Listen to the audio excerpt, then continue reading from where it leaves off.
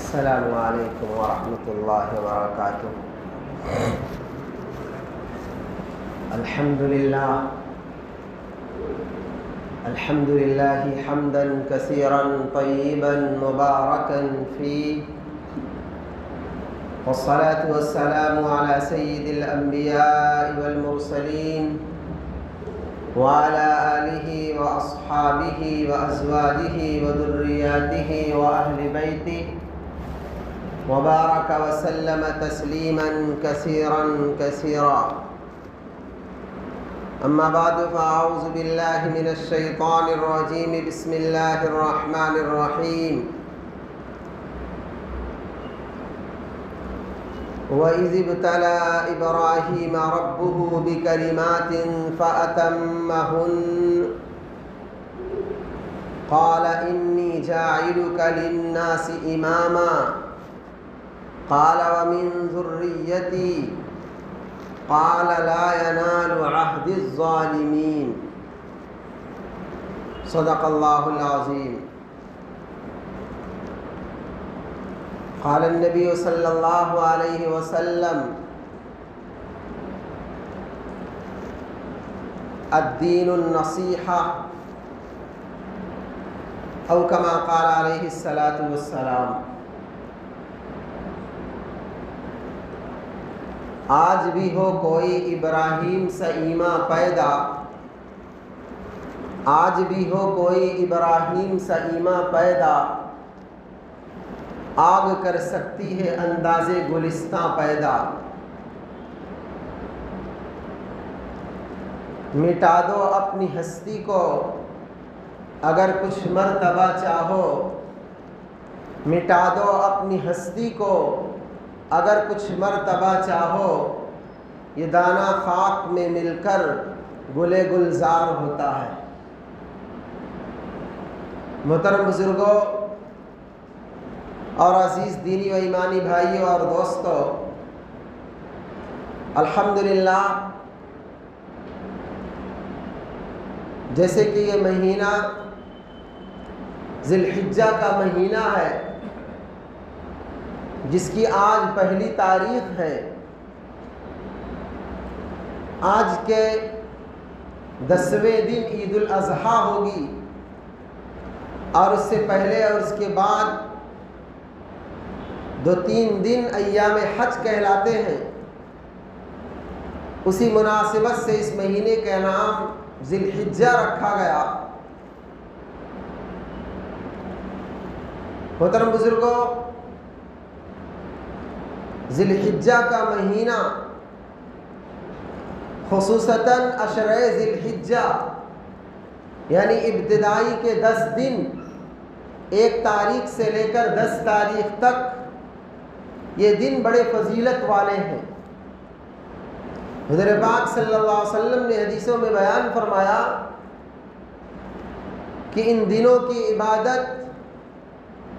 اللہ تبارک و تعالیٰ کو بڑی محبوب ہے۔ ان دنوں کی عبادت، خصوصاً ان دنوں میں روزہ رکھنا، ایک دن کا روزہ ایک سال کے برابر ہے، اور ایک رات کی عبادت شب قدر کی عبادت کے برابر ہے۔ اور پھر خصوصاً بیان فرمایا کہ میں اللہ تبارک و تعالیٰ کی ذات سے امید رکھتا ہوں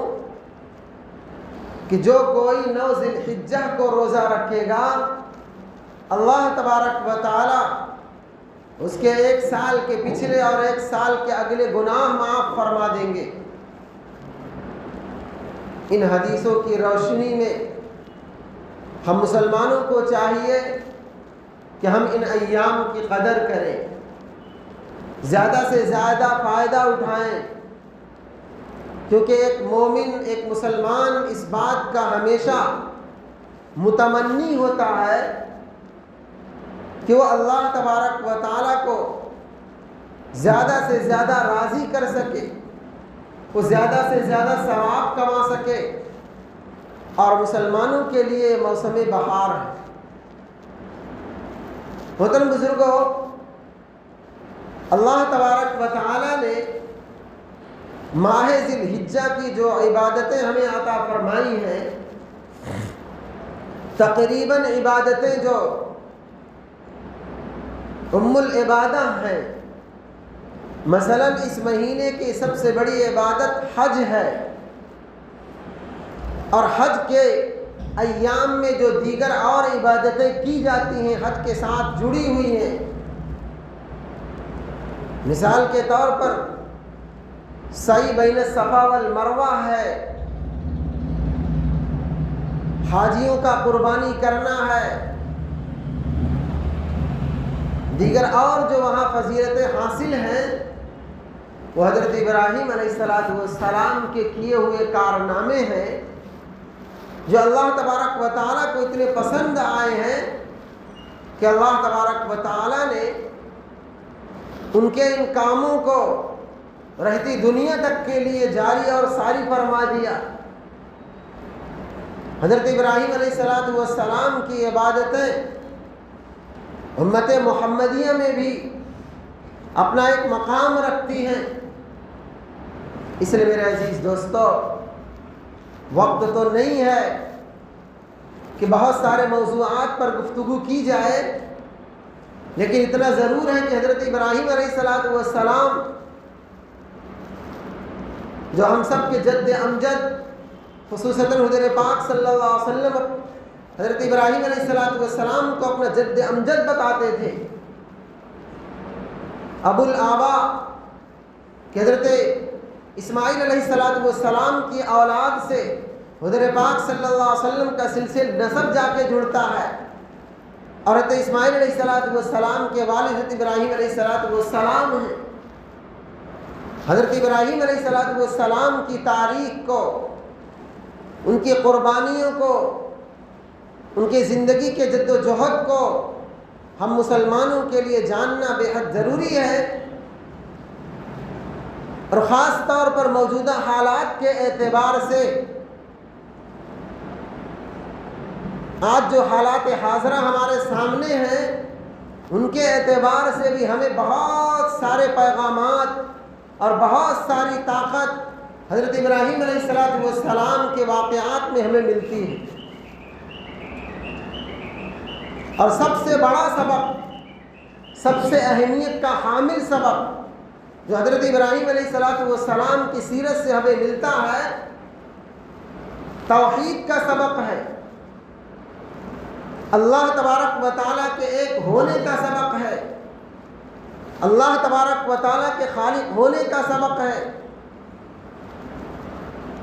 اللہ تبارک و تعالیٰ نے حضرت ابراہیم علیہ السلام کا قرآن پاک میں بہت ہی شرح و بسط کے ساتھ تذکرہ فرمایا ہے۔ تقریباً 25 سورتوں میں 73 ٹائم 73 مرتبہ اللہ تبارک و تعالیٰ نے حضرت ابراہیم علیہ السلام کا تذکرہ فرمایا ہے۔ قرآن پاک 30 پارے کا، اور اس میں بھی 114 سورتیں ہیں، جس میں 25 سورتوں میں اللہ تبارک و تعالیٰ نے حضرت ابراہیم علیہ السلام کا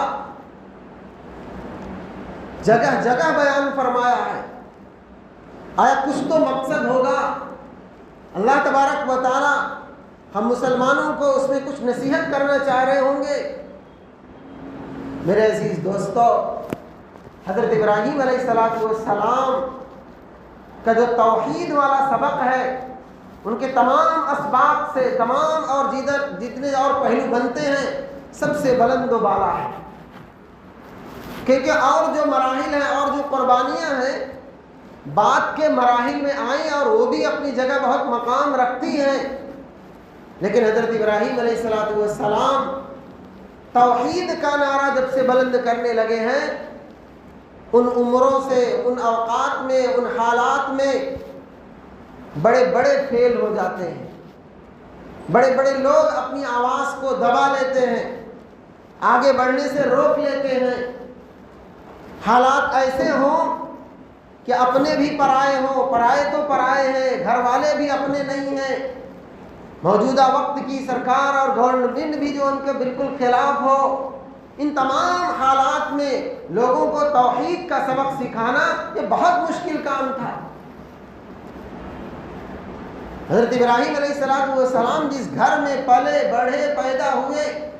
وہ گھر والے بالکل بتوں کے بالکل پرستار تھے، بلکہ پرستار ہی نہیں بلکہ اسی کے کاروبار میں بالکل ملوث تھے۔ بتوں کا بنانا، بتوں کا بیچنا، بتوں کے ساتھ اپنے آپ کو بالکل جوڑے رکھنا، اس کا احترام، اس کا ادب، اس کی تمام طریقے کی چیزوں کی رعایت کرنا۔ لیکن حضرت ابراہیم علیہ السلام ہیں اس ابتدائی دور سے ہی اپنے آپ میں توحید کی طاقت اور توحید کا سبق ہمیشہ مضبوطی کے ساتھ پکڑے رہے ہیں۔ ذرہ برابر کسی بھی میدان، کسی بھی اعتبار سے ذرہ بھی نہیں پھسلے کہ چلو ٹھیک ہے، ہو سکتا ہے حکمتاً، جس طریقے سے آج کے ہم ماحول میں جب کوئی مصیبت آتی ہے حکمت کا لفظ استعمال کر کے ناجائز کاموں کو جائز ٹھہرانے کی کوشش کی جاتی ہے۔ اللہ تبارک و تعالیٰ کے برگزیدہ اور خلیل حضرت ابراہیم علیہ السلام نے ہرگز توحید کے معاملے میں کسی بھی طریقے سے کوئی کمپرومائز نہیں کیا۔ بالکل جو بھی مصیبتیں آئی ہیں سامنے، ان تمام سے اپنے آپ کو گزارا ہے، لیکن ذرہ برابر کہ توحید پر آنچ آ جائے ہرگز گوارا نہیں فرمایا۔ میرے عزیز دوستو، حضرت ابراہیم علیہ السلام اللہ تبارک و تعالیٰ کی تلاش میں طاقتور چیزوں کا مشاہدہ کر رہے تھے، جن کے اندر کچھ طاقت دکھائی دیتی ہے کہ ان سے کچھ ہو سکتا ہے یا ان سے کچھ فوائد حاصل ہوتے ہیں، ان تمام چیزوں کا موازنہ کرنے لگے، اپنے آپ میں سوچنے لگے کہ آیا ہم توحید کی جو تلاش میں ہیں، آیا ہم راہ پر ہیں یا بے راہ ہیں، ذرا سا تلاش تو کریں، اپنے اعتبار سے ریسرچ تو کریں، اپنی تحقیق لوگوں کے سامنے پیش کریں اور لوگوں کو عقلی طور پر بتائیں کہ دیکھو یہ چیزیں اس طریقے سے فائدہ دیتی ہیں اور اس میں یہ نقصان ہے، اور یہ نقصان اور فائدہ دینے کے بعد اپنے اندر کوئی طاقت نہیں رکھتی ہیں، ان کا کوئی وجود نہیں ہے۔ حضرت ابراہیم علیہ السلام نے چاند، سورج، ستارے کا مشاہدہ اور تحقیق اور ریسرچ جاری فرمائے۔ چاند کو دیکھا، ستارے کو دیکھا، سورج کو دیکھا، کوئی صبح نکل رہا ہے تو شام میں ڈوب رہا ہے، کوئی شام میں نکل رہا ہے تو صبح غائب ہو جا رہا ہے، کوئی شام میں نکل رہا ہے تو گھنٹے 2 گھنٹے کے بعد اپنی طاقت کھو دے رہا ہے۔ لہذا ان چیزوں کا مشاہدہ کرنے کے بعد اس نتیجے پر پہنچے کہ نہیں، انی وجہت وجہی للذی فطر السماوات والارض حنیفا وما انا من المشرکین، کہ میں تو خالص ذات کی طرف اپنا رخ کر لیتا ہوں۔ انی وجہت وجہی للذی فطر السماوات والارض، جس نے زمین و آسمان کو بنایا، جس نے زمین و آسمان کو پیدا کیا، اور میں مشرکوں میں سے ہرگز نہیں ہوتا۔ میں اللہ کا ہم پلہ کسی کو نہیں بتاتا،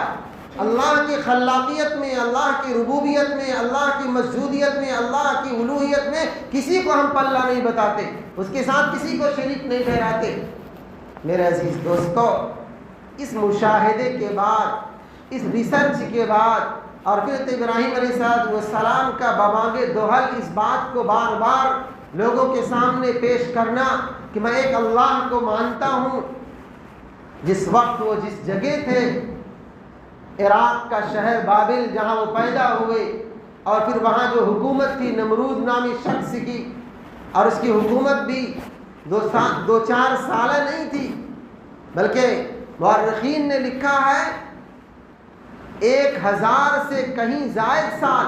تقریباً لوگوں نے لکھا ہے کہ 2500 سال تک اس کی حکومت تھی۔ اتنی لمبی اور بڑی حکومت کے سامنے سینہ سپر رہنا، اپنی بات پر اٹل رہنا اور اس کی خدائی کو تسلیم نہ کرنا، یہ کہنے اور سننے کے اعتبار سے جیسا لگتا ہے بہت معمولی سا کام ہے، لیکن میرے عزیز دوستو، آج چھوٹے سے چھوٹے حاکم کے سامنے کوئی سچی اور حق بات کہنے کو تیار نہیں ہے، اپنے آپ کو ظلم کی چکی میں پیسنا نہیں چاہتا ہے۔ لہذا حضرت ابراہیم علیہ السلام اس ظالم نمرود بادشاہ کے سامنے بھی اپنی بات پر اٹل رہے کہ ہم خدائی اور وحدانیت صرف اللہ تبارک و تعالیٰ کے تعلق سے گردانتے ہیں، ہم کسی کو وحدانیت میں، مسجودیت میں ہم کسی اور کو نہیں مانتے۔ لہذا یہ معاملات ابراہیم علیہ السلام کی یہ باتیں اور ان کی وہ تمام جو ان کے کام تھے، ان تمام کاموں کو وہ بھی دیکھ رہا ہے، خبریں پہنچ رہی ہیں کہ ایک شخص ایسا ہے جو ہماری خدائی کو نہیں مانتا، ہماری طاقت کو نہیں مانتا۔ لہذا حضرت ابراہیم علیہ السلام کے کئی واقعات ہوئے، انہوں نے بتوں کو توڑ دیا، اس میں ان کو پکڑا گیا، انہوں نے اس میں عقلی طور پر لوگوں کو سمجھایا کہ جن کی تم عبادت کرتے ہو یہ خود کمزور ہیں، ضعف الطالب والمطلوب، کہ جن کی عبادت کر رہے ہو یہ بھی بہت کمزور ہیں، اور جو تم کر رہے ہو تم بھی کمزور ہو، لہذا تمہارے دونوں کے دونوں کمزور ہیں، ان میں کوئی طاقت نہیں ہے۔ ضعف الطالب والمطلوب، جس سے مانگ رہے ہو اور جو مانگ رہے دونوں کمزور ہیں۔ ان کو عقلی طور پر سمجھایا، ظاہری اعتبار سے سمجھایا کہ دیکھو اگر ان بتوں کے اندر کوئی طاقت ہوتی تو تمہارا بڑا بت ہے جس کے گلے میں کلہاڑی لٹکی ہوئی ہے، لہذا دیگر بت تو ہم نے توڑ دیے ہیں اور اس کو چھوڑ دیا ہے، اس کے اندر اتنی طاقت نہیں رہی ہے کہ اپنے بتوں کو بچا سکے، لہذا ان کے اندر کوئی طاقت نہیں ہے۔ کیا تم لہم قلوب لا يسمعون بها لا يفقهون بها، اللہ تبارک و تعالیٰ نے اس کی پوری منظر کشی قرآن پاک میں بیان فرمائی کہ انہوں نے ان کو سمجھایا کہ تم لوگ کان تو رکھتے ہو کیا سنتے نہیں ہو، عقل تو رکھتے ہو کیا سمجھتے نہیں ہو، آنکھیں تو رکھتے ہو کیا دیکھتے نہیں ہو کہ تمہارے سامنے کیا نظارہ ہے، کہ مکھی بھی ان کے بتوں کے پاس سے کوئی چیز لے کے جاتی ہے تو ان کو چھڑانے پر قادر نہیں ہے، لہذا ایسی بتوں کی عبادت کیوں کرتے ہو۔ لیکن میرے عزیز دوستو، ہوتا وہی ہے کہ جب ظالم بادشاہ ہو اور ظالم حکومتیں ہوں تو وہ حق پر مبنی، انصاف پر مبنی بات نہیں کہتے، بلکہ وہ بس اپنی بات کو منوانے کے لیے کسی طریقے سے ظلم پر آمادہ ہو جاتی ہیں، اور پھر ابراہیم علیہ السلام کو بھی ظلم کی چکی میں پیسنا پڑا، اور ابراہیم علیہ السلام اس کے لیے بالکل تن من دھن سے تیار کہ کچھ بھی ہو جائے توحید کی رسی کو، توحید کی باغ ڈور کو، اللہ کی وحدانیت کو، اللہ کی ربوبیت کو، اللہ کی خلاقیت کو ہمیں چھوڑنا نہیں ہے، لہذا ہم کچھ بھی قربان ہو جائیں لیکن ہم اپنی بات میں بالکل اٹل رہیں گے۔ لہذا نمرود کے سامنے پیشی ہوئی، گفتگو ہوئی، باتیں آئیں کہ ہم تو اس جگہ کے بادشاہ ہیں، ہم تو یہاں کے سب سے بڑے رب بنے بیٹھے ہیں، لوگ ہماری عبادت کرتے ہیں، لوگ ہماری پرستش کرتے ہیں۔ مورخین نے یہاں تک لکھا ہے کہ جب نمرود کے دربار میں کوئی جاتا تو 2-4 کلومیٹر پہلے ہی سے اس کی مورتیاں بنا کے رکھی گئی تھیں، لہذا پہلے ان کی عبادت کرتے ہوئے، ان کے سامنے کچھ نہ کچھ سر جھکاتے ہوئے تب جا کر کے اس کے دربار تک پہنچا جاتا تھا، لہذا تمام لوگ یہ کام کرتے تھے، لیکن حضرت ابراہیم علیہ السلام کو ہرگز یہ بات گوارا نہیں تھی، لہذا گفتگو میں یہ بات آئی کہ تمام لوگ ہماری عبادت کرتے ہیں، ہمارے سامنے سجدہ ریز ہوتے ہیں، تم ہو کہ ہماری بات ماننے کو تیار نہیں ہو۔ حضرت ابراہیم علیہ السلام کا جواب یہی ہے کہ خالق اور مالک اللہ ہے، زندہ کرنا اور موت دینا یہ اللہ کی طاقت ہے، اس کے علاوہ کسی اور کی طاقت ہرگز نہیں ہے۔ لہذا نمرود نہ سمجھ کہہ لیجیے کہ انہیں یہ بات سمجھا کہ حضرت ابراہیم علیہ السلام کو عقلی طور پر سمجھا دیں گے، اور جیل سے 2 آدمیوں کو بلایا اور ایک شخص جس کو قتل کیے جانا تھا اس کو چھوڑ دیا، اور جس کو چھوڑنا تھا اس کو قتل کروا دیا، اور ظاہری مفہوم میں یہ سمجھایا کہ دیکھو ہم زندہ بھی کرتے ہیں اور ہم موت بھی دیتے ہیں، جس کو مارنا تھا ہم اس کو چھوڑ دیے اور جس کو چھوڑنا تھا اس کو مار دیے۔ لہذا حضرت ابراہیم علیہ السلام کو سمجھا رہا ہے، لیکن یہ بات طے ہے کہ ایک چھوٹا سا بچہ بھی، ایک چھوٹی سی عقل رکھنے والا انسان بھی اس بات کو سمجھ سکتا ہے کہ کسی پر ظلم کر دینے سے، کسی کو یوں ہی جو ہے مار دینے سے یا چھوڑ دینے سے کوئی جو ہے نہ تو اس کے مارنے والا بن سکتا ہے نہ اس کو جلانے والا بن سکتا ہے۔ لہذا حضرت ابراہیم علیہ السلام نے دیکھا کہ یہ وقت کا بادشاہ تو ضرور ہے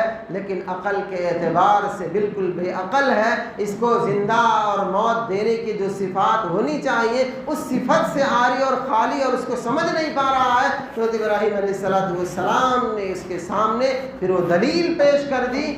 کہ اللہ تبارک و تعالیٰ وہ ہے جو سورج کو پورب سے نکالتا ہے، پچھم کی طرف ڈباتا ہے، فَأْتِ بِهَا مِنَ الْمَشْرِقِ فَأْتِ مِنَ الْمَشْرِقِ، یعنی قرآن پاک نے اس الفاظ کو نقل فرمائے کہ اگر تمہارے اندر یہ طاقت ہے تو یہ بھی کر کے بتا دو، یہ بھی دکھا دو۔ پھر میرے عزیز دوستو، فَبُهِتَ الَّذِي كَفَرَ، نمرود بالکل غصے میں آ کر اپنا آپا کھو کر وہ جس طریقے سے کبھی کبھی مظاہرہ ہوتا ہے کہ کوئی چھوٹا، کوئی ایسا کمزور یا سماج کے اعتبار سے، سوسائٹی کے اعتبار سے، معاشرے کے اعتبار سے اگر کوئی آدمی کسی بڑے کے سامنے حق گوئی کر دے اور حق بات کہہ دے، سچی بات کہہ دے، تو بس سامنے والے کو جب جواب نہیں بن پاتا ہے تو غصے میں آ کر کے صحیح بات کا جواب نہ دے کر کے یوں ہی غصہ دکھا کر کے بس یہی کہتا ہے کہ بس تمہارے لیے سزا مرتب ہے بس، اور اس کے علاوہ کوئی جواب نہیں بن پاتا ہے، کوئی دلیل نہیں بنتی ہے، بس یہی کہتا ہے بس تم کو سزا ہی ہوگی بس، حالانکہ اس سزا کا مکلف ہے یا نہیں ہے تمام چیزوں کی طرف نہیں دیکھتا۔ لہذا وہ بھی مبہوت ہو کر، غصے میں آ کر، آپا ہو کر بس یہی اعلان کروایا کہ حضرت ابراہیم علیہ السلام کو بس سزا ہونی چاہیے، ہماری خدائی نہیں مانتے ہیں۔ میرے عزیز دوستو، پھر ان کو سزائیں مرتب کی گئیں، جیسے قرآن پاک نے اس کو بہت ہی مؤثر انداز میں نقل فرمایا ہے کہ بس اس نے بس یہی فیصلہ فرمایا کہ حضرت ابراہیم علیہ السلام کو اس دنیا سے نیست نابود کر دیا جائے اور ان کو سخت سے سخت سزا دی جائے، جیسے کہ قرآن پاک نے اس سزا کو سخت مانا ہے اور دنیا بھی آج بھی اس سزا کو سخت مانتی ہے کہ جلنے والی جو سزا ہوتی ہے، جلانے والی جو سزا ہوتی ہے، دیگر تمام سزاؤں سے سخت سزا ہوتی ہے، تکلیف دہ سزا ہوتی ہے، اس میں تکلیف شدت سے بھری ہوئی ہوتی ہے۔ اس لیے جہنم کے عذاب میں بھی اس کا تذکرہ فرمایا ہے، فی نار جہنم کا لفظ استعمال فرمایا ہے، اور یہاں بھی اس نے وہی تجویز گویا پیش کی، لہذا جلنے والا عذاب دیا جائے گا، حضرت ابراہیم علیہ السلام کو آگ میں ڈالا جائے۔ لہذا میرے عزیز دوستو، آج ہمیں اس آیت سے، اس بات سے، اس واقعے سے اس بات کا پیغام لینا ہے کہ حضرت ابراہیم علیہ السلام اللہ تبارک و تعالیٰ کے خلیل ہیں، اللہ تبارک و تعالیٰ کے دوست ہیں، اللہ تبارک و تعالیٰ کے وقت کے بہت بڑے برگزیدہ نبی ہیں، لیکن اس کے باوجود بھی اللہ تبارک و تعالیٰ حضرت ابراہیم علیہ السلام کو اتنی بڑی بڑی آزمائشوں سے گزار رہے ہیں۔ آیا اللہ تبارک و تعالیٰ کو کیا کوئی حضرت ابراہیم علیہ السلام سے کوئی غصہ ہے، کوئی ایسی کسر ہے، کوئی اور ایسی بات ہے جو ان کو نہیں ہونی چاہیے اور ہو رہی ہے؟ میرے عزیز دوستو، حضرت ابراہیم علیہ السلام ان تمام باتوں پر اپنے آپ کو صابر اور شاکر ہونے کی حالت میں پیش کرتے رہے، بلکہ یہاں تک بات آئی ہے کہ جب آگ میں بالکل جانے کا وقت آ گیا، حضرت ابراہیم علیہ السلام، حضرت جبرائیل علیہ السلام آ گئے اور کہا کہ آیا کچھ مدد ہو تو کر دیں، کوئی بات ہو تو بتا دیجئے۔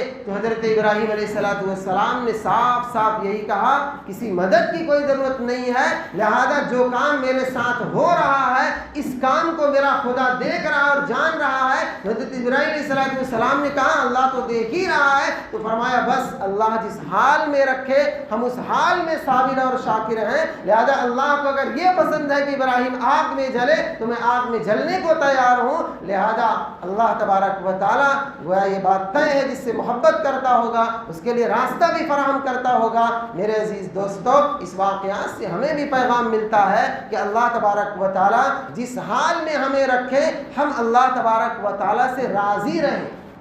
اللہ تبارک و تعالیٰ نے صحابہ کرام رضی اللہ تعالیٰ اجمعین کی صفات میں جب وہ بات بیان فرمائی ہے، دونوں لفظ کو بیان فرمایا ہے، رضی اللہ عنہم ورضوا عنہ، دونوں طرف سے، کہ ایک انسان کو، ایک بندے کو اللہ کی وہ جس حال میں رکھے اس میں وہ راضی رہے۔ پہلے اپنے آپ کو راضی کر کے دیکھو، اللہ تبارک و تعالیٰ تو رضا کے لیے گویا ہے ہی ہے، لیکن تم اللہ تبارک و تعالیٰ کی جو حالات، جو چیزیں ہیں تمہارے ساتھ، اس میں اپنے آپ کو راضی کر کے دیکھو کہ کوئی مصیبت آئے تب دیکھو کہ اللہ سے راضی ہو کہ نہیں ہو، کوئی بات آئی، کوئی مصیبت آئی، کوئی بیماری آئی، کوئی ایسی ناخوشگوار حالات آئے، اس حال میں تم اللہ تبارک و تعالیٰ کے ساتھ تمہارا کیا رویہ ہے۔ اگر اس حال میں اپنے آپ کو راضی کیے ہو تو جان لینا چاہیے کہ تم اللہ تبارک و تعالیٰ سے راضی ہو، ورنہ حالات آئے اور اس میں بابلا آدمی مچائے اور اس میں اللہ تبارک و تعالیٰ کی جو ہے خلاقیت اور اس کی مالکیت اور اس کی مسجودیت، اس کی معبودیت کو چھوڑ کر کسی اور کے در پہ جا کر کے مانگنے لگ جائے، اسے سمجھنا چاہیے کہ وہ اللہ تبارک و تعالیٰ کی جو گویا اس پر حالات آئے اس پہ راضی نہیں ہے، بلکہ ناخوش ہے اور اللہ کا بالمقابل ڈھونڈ رہا ہے۔ میرے عزیز دوستو ایسے حالات میں بھی پھر اللہ تبارک و تعالیٰ کی مدد بھی اٹھتی ہے. اس لیے حضرت ابراہیم علیہ السلام کی اس واقعے سے ہمیں اس بات کا بہت بڑا سبق ملتا ہے. اور میرے عزیز دوستو جب ہم حضرت ابراہیم علیہ السلام جیسے اپنے آپ کو امتحان سے گزار دیے اور بالکل پاس ہو گئے, فَأَتَمَّهُنَّ کا لفظ فرمایا ہے, انہوں نے مکمل کر دکھایا, تو پھر اللہ نے انعام عطا فرمایا, انی جاعلک للناس اماما, میں تم کو اب سب کا امام بنا دوں گا, سب کا پیشوا بنا دوں گا, سب کا بڑا بنا دوں گا. اور آگے بہت بڑا پیغام یہ بھی ہے کہ حضرت ابراہیم علیہ السلام کو اپنی ذریت سے محبت آئی, اور ہر شخص کو اپنی اولاد اپنی ذریت سے محبت ہوتی ہے. انہوں نے چاہا موقع وقت غنیمت کا ہے, ذرا سا بچوں کے لیے اور اولاد کے لیے اور ذریت کے لیے بھی کچھ مانگ لوں, تو اللہ سے یہ بھی کہہ دیا کہ میری ذریت کو بھی وہ مقام مل جائے. تو اللہ نے صاف اعلان فرما دیا, لا ینال عہد الظالمین, جو اہل ہوں گے, جو فرما بردار ہوں گے, جو کام کرنے کی صلاحیت رکھتے ہوں گے, جو اللہ کو اللہ مان کر زندگی گزارنے والے ہوں گے, ان کو وہ مقام ملے گا. جو نااہل ہوں گے, جو کام کو نہیں کر سکیں گے, جن کے اندر اہلیت نہیں ہوگی, تو خاندانی بنیاد پر اللہ تبارک و تعالیٰ کے ہاں کوئی مقام نہیں ہے. یہ دنیا والوں نے بنا لیا ہے, باپ امیر تھا تو بیٹا امیر, باپ فلاں تھا تو بیٹا فلاں. اللہ تبارک و تعالیٰ کے ہاں اس کا کوئی درجہ نہیں ہے. اللہ تبارک و تعالیٰ ہم سبوں کو ان تمام باتوں کو صحیح طور پر سمجھنے اور اس پر عمل کرنے, خاص طور پر حضرت ابراہیم علیہ السلام کی تمام سیرت اور ان کے ان تمام کردار سے ہم سب کو زیادہ سے زیادہ فائدہ اٹھانے کی توفیق نصیب فرمائے. جیسے کہ علامہ اقبال نے کسی شاعر نے کہا ہے, براہیمی نظر پیدا بڑی مشکل سے ہوتی ہے, براہیمی نظر پیدا بڑی مشکل سے ہوتی ہے, ہوس چھپ چھپ کے سینوں میں بنا لیتی ہیں تصویریں. اور پھر آگے کی وہ شعر جیسے کہ شروع میں کہا,